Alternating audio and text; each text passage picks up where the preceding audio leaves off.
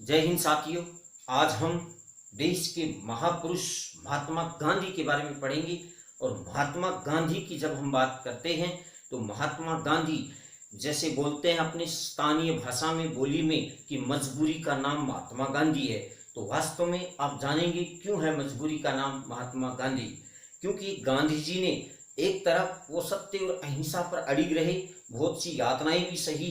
चाहे वो अफ्रीका में गए तो उनको रेलवे कोच से बाहर फेंक दिया गया, उनको पगड़ी उतारने के लिए मजबूर किया गया। इस तरह से उन पर बहुत से अन्याय किए गए और उन्होंने अंग्रेजों के द्वारा किए गए अन्याय को सहन किया। तो अब आप बताएंगे कि वो मजबूत थे या मजबूर थे, मजबूत थे या मजबूर थे। तो इसलिए आज हम बात करेंगे ना इधर की ना उधर की, आज हम बात करेंगे गांधी के विचार की। तो दोस्तों सबसे पहले हम गांधी जी की जीवनी को देखने जा रहे हैं।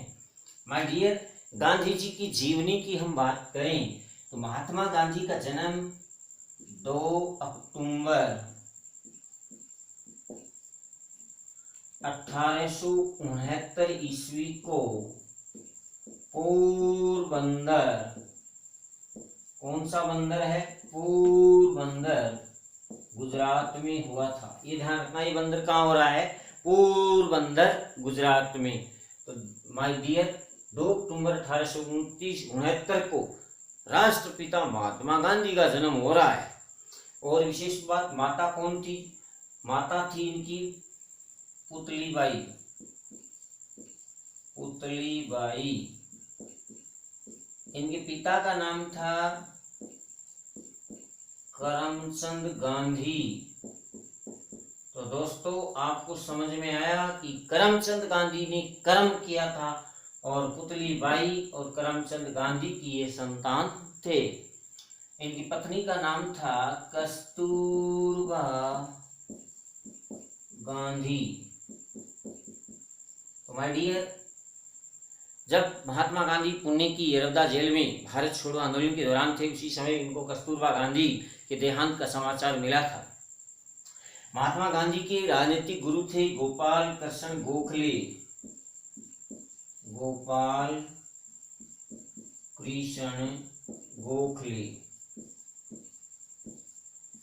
और महात्मा गांधी के निजी सचिव थे महादेव देसाई। दोस्तों हमने महात्मा गांधी के बारे में देखा, इनका जन्म 2 अक्टूबर 1869 को पोरबंदर गुजरात में हो रहा है। और इनकी माता का नाम था पुतलीबाई और पिता का नाम था करमचंद गांधी और पत्नी थी कस्तूरबा गांधी। और इनके राजनीतिक गुरु थे गोपाल कृष्ण गोखले, जबकि इनके निजी सचिव थे महादेव देसाई। तो very important question Mahatma Gandhi से यही रहता है। ये तो इनके जीवन की बात है। इसके बाद हम बात करें तो हमें पता है कि महात्मा गांधी 1893 में दक्षिण अफ्रीका गए थे। और दोस्तों दक्षिण अफ्रीका में ये मोहम्मद अब्दुल्ला एंड कंपनी थी, मोहम्मद अब्दुल्ला एंड कंपनी, इसका मुकदमा लड़ने के लिए गए थे। मोहम्मद अब्दुल्ला एंड कंपनी कोई गुजराती व्यापारी थे, उनकी अफ्रीका में कंपनी थी। इस कंपनी का मुकदमा लड़ने के लिए दक्षिण अफ्रीका गई थी 1893 में। दोस्तों यहाँ ध्यान दीजिएगा, 1893 में ही शिकागो में विश्व धर्म सम्मेलन में स्वामी विवेकानंद भाग लेने के लिए गए थे। और 1893 में ही गांधी जी दक्षिण अफ्रीका गए थे। और वहीं पर ठीक 1 साल बाद 1894 में गांधी जी ने नटाल भारतीय कांग्रेस की स्थापना की। ये वेरी इंपॉर्टेंट क्वेश्चन है। उन्होंने अफ्रीका में नटाल भारतीय कांग्रेस की स्थापना की। इसके अलावा उन्होंने वहां पर बहुत से आश्रमों की स्थापना भी की थी, जिसमें प्रवासी भारतीय लोगों को रहने की व्यवस्था हो सके, ऐसे आश्रम उन्होंने दक्षिण अफ्रीका में बनाए थे। और दोस्तों वेरी इंपॉर्टेंट क्वेश्चन है कि गांधी जी ने सबसे पहले सत्याग्रह का प्रयोग 1906 में दक्षिण अफ्रीका में ही किया था। लेकिन दोस्तों हमें पता है कि महात्मा गांधी भारत आए थे कब, 9 जनवरी 1915 गांधी जी का भारत आगमन। माय डियर, हमें पता है 2003 से 9 जनवरी को हम प्रवासी भारतीय दिवस के रूप में मनाते हैं, यानी गांधी जी के भारत आगमन की खुशी को ही हम प्रवासी भारतीय दिवस के रूप में मनाते हैं। एक महान पुरुष थे, मानवतावादी थे, सत्य और अहिंसा के पुजारी थे, जिन्होंने दक्षिण अफ्रीका में नटाल भारतीय कांग्रेस की स्थापना की, सत्याग्रह की स्थापना की। सत्याग्रह आश्रम गांधी जी ने दक्षिण अफ्रीका में शुरू किया था, काले और गोरे के भेद के विरुद्ध, श्वेत और अश्वेत आंदोलन के विरुद्ध महात्मा गांधी ने दक्षिण अफ्रीका में सबसे पहले सत्याग्रह का प्रयोग किया था। दोस्तों, वहां से गांधी जी वापस भारत आ गए। इसकी बात हम अगले एपिसोड में करेंगे, क्योंकि 2021 में हमने गांधी जी के भारत आगमन की खुशी में प्रवासी भारतीय सम्मेलन का आयोजन भी किया है। अभी हम आज इस टॉपिक में गांधी जी को जीवन में जो लोगों ने उपाधियां दी थी उनकी बात करेंगे, क्योंकि हमें पता है कि जब वो 1915 में भारत आए तो उन्होंने आते ही 1915 में सबसे पहले साबरमती आश्रम की स्थापना की थी। हालांकि उन्होंने 1915 में भारत में आने के बाद अहमदाबाद में साबरमती आश्रम बनाया था, एक सत्याग्रह आश्रम बनाया था, लेकिन बाद में उसको उन्होंने साबरमती के किनारे स्थापित किया और वो साबरमती आश्रम कहलाया। इसके बाद हमें पता है कि गांधी जी जब आए भारत, उस समय फर्स्ट वर्ल्ड वार चल रहा था। अतः गांधी जी को अंग्रेजों ने कहा कि आप भारतीयों को प्रोत्साहित करो हमारी ब्रिटिश सेना में शामिल होने के लिए। तो गांधी जी ने प्रोत्साहन शुरू कर दिया, क्योंकि अंग्रेजों ने कहा कि गांधी जी युद्ध समाप्ति के बाद हम आपको कुछ देंगे।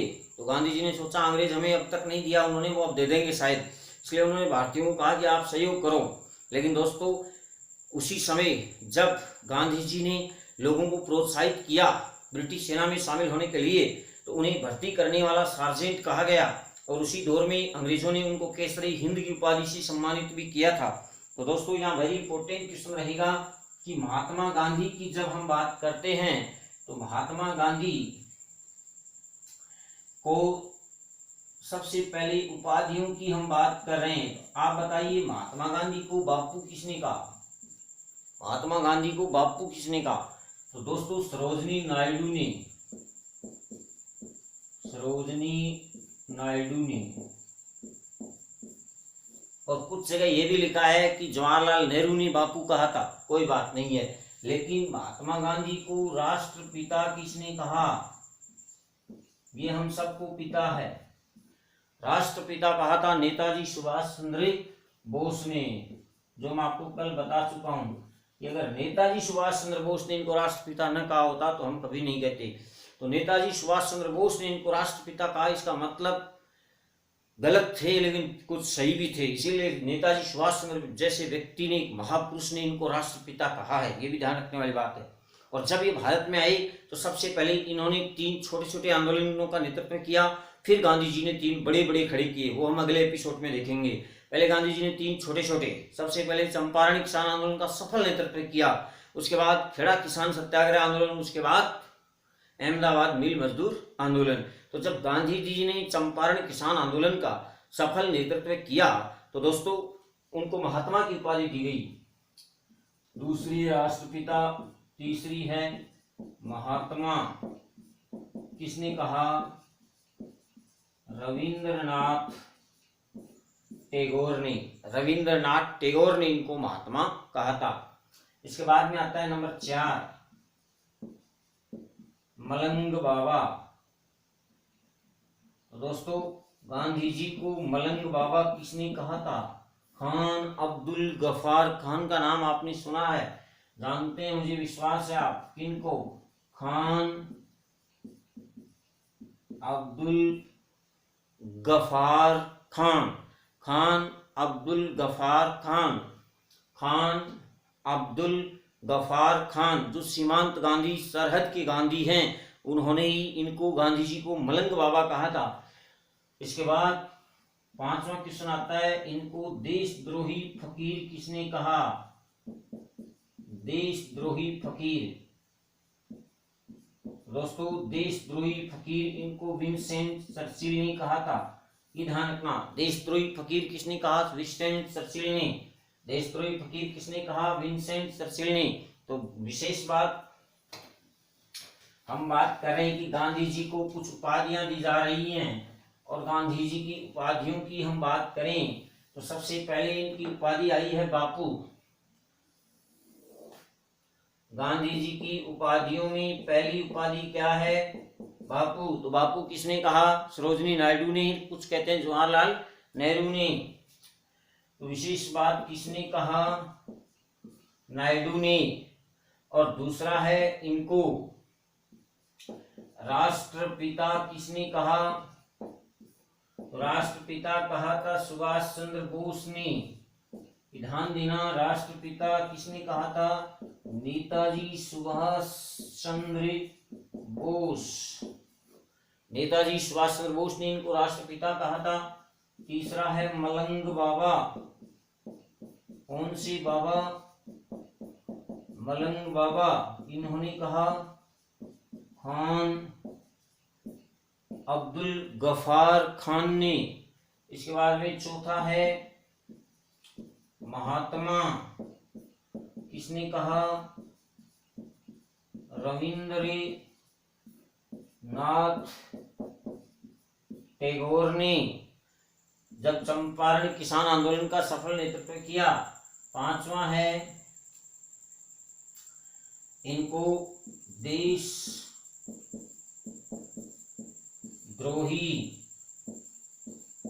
फकीर। देशद्रोही फकीर किसने कहा? विंस्टन चर्चिल ने, जो बाद में ब्रिटेन के प्रधानमंत्री बने थे। और नंबर 6 है इनको अर्धनंगा फकीर। अर्धनंगा फकीर किसने कहा? तो अर्धनंगा फकीर कहा फ्रैंक मोरिस ने।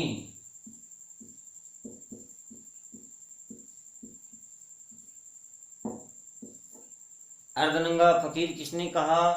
फ्रैंक मोरिस ने। फ्रैंक मोरिस ने अर्धनंगा फकीर कहा।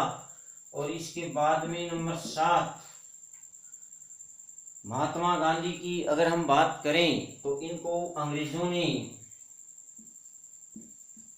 केसर ए हिंद की उपाधि भी प्रदान की थी। केसर ए हिंद की उपाधि भी प्रदान की गई महात्मा गांधी को। फर्स्ट वर्ल्ड वार में अंग्रेजों का साथ देने के कारण किसके द्वारा? अंग्रेजों के ही द्वारा। और दोस्तों बताते हैं कि गांधी जी ने असहयोग आंदोलन के दौरान केसरी हिंद की उपाधि लौटाई थी। ध्यान रहे आप कहीं जलियांवाला बाग हत्याकांड पढ़ लें कि गांधी जी ने जलियांवाला बाग हत्याकांड के विरोध में ये उपाधि लौटाई थी, नहीं, बल्कि असहयोग आंदोलन के दौरान गांधी जी ने केसरी हिंद की उपाधि लौटाई थी। और दोस्तों जब इन्होंने फर्स्ट वर्ल्ड वार में लोगों को ब्रिटिश सेना में शामिल होने के लिए प्रोत्साहित किया, तब लोगों ने इनको क्या भी कहा था? भर्ती करने वाला सार्जेंट। तो दोस्तों महात्मा गांधी की हम बात करें तो उनकी बहुत सी उपाधियां हैं। हमारी एग्जाम में अगर बापू आए तो सरोजिनी नायडू, जवाहरलाल नेहरू। राष्ट्रपिता आए तो सुभाष चंद्र बोस। मलंग बाबा रहे, मलंग बाबा तो खान अब्दुल गफार खान। सीमांत गांधी, सरहद के गांधी, उन्होंने इनको क्या कहा था? मलंग बाबा कहा था। और महात्मा की उपाधि चंपारण किसान आंदोलन का सफल नेतृत्व करने के लिए रविंद्रनाथ टैगोर के द्वारा दी गई। अब देखिएगा रविंद्रनाथ टैगोर गांधी जी को महात्मा की उपाधि दे रहे हैं और गांधी जी रविंद्रनाथ टैगोर को गुरुदेव की उपाधि दे रहे हैं। यानी रविंद्रनाथ टैगोर ने गांधी जी को दे दिया और गांधी जी ने रविंद्रनाथ टैगोर को दे दिया। तो दोस्तों वेरी इंपॉर्टेंट, रविंद्रनाथ टैगोर ने गांधी जी को क्या दिया? महात्मा की उपाधि। तो बदले में गांधी जी ने रविंद्रनाथ टैगोर को क्या दे दी? गुरुदेव। Very important. इसके बाद देशद्रोही फकीर किसने कहा? चर्चिल ने। चर्चिल देशद्रोही चर्चा में था इसलिए चर्चिल बोल रहे हैं, देशद्रोही फकीर। और अर्धनंगा फकीर फ्रैंक मोरिस। फ्रैंक यानी इन्होंने फेंक दिए कपड़े। अर्धनंगा फकीर तो कौन कह रहा है? Frank Morris. केसरे हिंद की उपाधि अंग्रेजों के द्वारा फर्स्ट वर्ल्ड वॉर में सहयोग करने के लिए दी गई थी और लोगों ने इनको भर्ती करने वाला सार्जेंट कहा। और विशेष बात महात्मा गांधी की ये थी उपाधियां। इसके बाद हम बात करेंगे महात्मा गांधी की द्वारा चलाए गए कुछ आंदोलनों की। पहले 3 छोटे छोटे आंदोलन आएंगे, उसके बाद 3 बड़े बड़े आंदोलन गांधी जी खड़े करेंगे। और हमें पता है कि महात्मा गांधी की हत्या 30 जनवरी 1948 ईस्वी को नई दिल्ली में नाथूराम गोडसे ने बंदूक से गोली मारकर कर दी थी, क्योंकि नाथूराम गोडसे की नज़र में 21 लाख लोगों की जो हत्याएं विभाजन के कारण हुई थी उसका जिम्मेदार महात्मा गांधी था। इसके अलावा महात्मा गांधी ने एक बहुत बड़ा गलत काम भी किया था कि जो पाकिस्तान से भागकर आए हिंदू शरणार्थी थे वो मस्जिदों में शरण लिए हुए थे, ऐसा इतिहासकार कहते हैं। गांधी जी ने उनको बाहर निकलवा दिया, जबकि पाकिस्तान में खुले छप्पर के नीचे बैठे रहने वाले लोगों को उन्होंने 5 करोड़ रुपए दिलवाए। इसका मतलब गांधी जी का हृदय पूर्णतः एक तरह से इस्लामीकरण हो गया था, ऐसा नाथूराम गोडसे का मानना था। और वास्तव में गांधी जी ने किया भी ऐसा ही था। इसलिए नाथूराम गोडसे का हृदय दिमाग परिवर्तित हो गया और उन्होंने गांधी जी को गोली मार दी। इस तरह से 30 जनवरी 1948 को राष्ट्रपिता महात्मा गांधी हमें छोड़ के चले गए। ईश्वर की कृपा से ये 2-4 आदमी थे, जवाहरलाल नेहरू जी हों, महात्मा गांधी जी हों या फिर मोहम्मद अली जिन्ना हो, ये सब देश के कर्ता धर्ता थे। अगर ये 10 साल पहले ही देश के लिए लड़ाई लड़ते और शहीद हो जाते तो शायद देश का नक्शा ही कुछ और होता। कुछ भी हो, जो ईश्वर को मंजूर था वही हुआ और देश का विभाजन हो गया और महात्मा गांधी हमें छोड़ के चले गए। इसीलिए ध्यान रहे दोस्तों, 30 जनवरी को हम शहीद दिवस के रूप में मनाते हैं। 30 जनवरी हम शहीद दिवस के रूप में मनाते हैं और 23 मार्च हम बलिदान दिवस के रूप में मनाते हैं। याद रखना, 23 मार्च भगत सिंह, राजगुरु, सुखदेव को। दोस्तों 14 फरवरी वैलेंटाइन डे के दिन इन 3 महापुरुषों को फांसी की सजा सुनाई गई थी और 23 मार्च 1931 को इनको फांसी की दी गई थी। इसलिए हम बलिदान दिवस 23 मार्च को मनाते हैं और 30 जनवरी को हम शहीद दिवस मनाते हैं। अगले एपिसोड में हम गांधी जी के द्वारा भारत में खड़े किए बड़े बड़े आंदोलन देखेंगे। उससे पहले आप एक बार फिर देखिए, गांधी जी का जन्म 2 अक्टूबर 1869 पोरबंदर गुजरात में हो रहा है। इनकी माता का नाम पुतली बाई था, इनके पिता का नाम करमचंद गांधी था। तो याद रह जाएगा, करमचंद गांधी ने कर्म किया, ठीक है। कस्तूरबा गांधी इनकी पत्नी थी। 4 इनके पुत्र थे, देवदास, हरिदास, मणिदास। गोपाल कृष्ण गोखले इनके राजनीतिक गुरु थे। वेरी इंपॉर्टेंट क्वेश्चन है दोस्तों, एग्जाम हॉल में आपसे मिलेगा कि महात्मा गांधी के राजनीतिक गुरु कौन थे। गोपाल कृष्ण गोखले। इनके निजी सचिव, महात्मा गांधी के निजी सचिव कौन थे? महादेव देसाई। कौन से देसाई? महादेव देसाई। और 1893 में गांधी जी दक्षिण अफ्रीका में गए थे मोहम्मद अब्दुल्ला का मुकदमा लड़ने के लिए और 1894 में 1 साल बाद नटाल भारतीय कांग्रेस की इन्होंने स्थापना की थी और 1915 में इनका भारत आगमन हुआ था। दोस्तों यहाँ थोड़ी सी बात आप फिर ध्यान रखना कि गांधी जी 1915 में भारत आ रहे हैं। इसका मतलब आप सोचेंगे कि गांधी जी 1893 में दक्षिण अफ्रीका गए थे और 1915 में भारत आए थे। इसका मतलब 21-22 साल तक वो अफ्रीका में रहे थे। नहीं दोस्तों, कस्तूरबा के बिना रहा नहीं गया और 1893 में गांधी जी जो दक्षिण अफ्रीका गए थे, 1896 में वापस आए और कस्तूरबा को अपने साथ ले गए। फिर वापस आए, फिर भी अफ्रीका में नहीं रहा गया। 1901 के कांग्रेस के विशेष कोलकाता अधिवेशन में भाग लेने के लिए भी आए थे। दोस्तों ध्यान रहे, 1915 से पहले 1901 ईस्वी के कोलकाता के विशेष अधिवेशन में भाग लेने के लिए भी आए थे। ये भी ध्यान रखना, 1901 ईस्वी में। इसका मतलब गांधी जी जो 1893 में अफ्रीका जा रहे हैं, 1915 में पूर्ण रूप से भारत आ गए थे। इस बीच वो 1896 में भारत आए थे, कस्तूरबा को अपने साथ ले गए थे।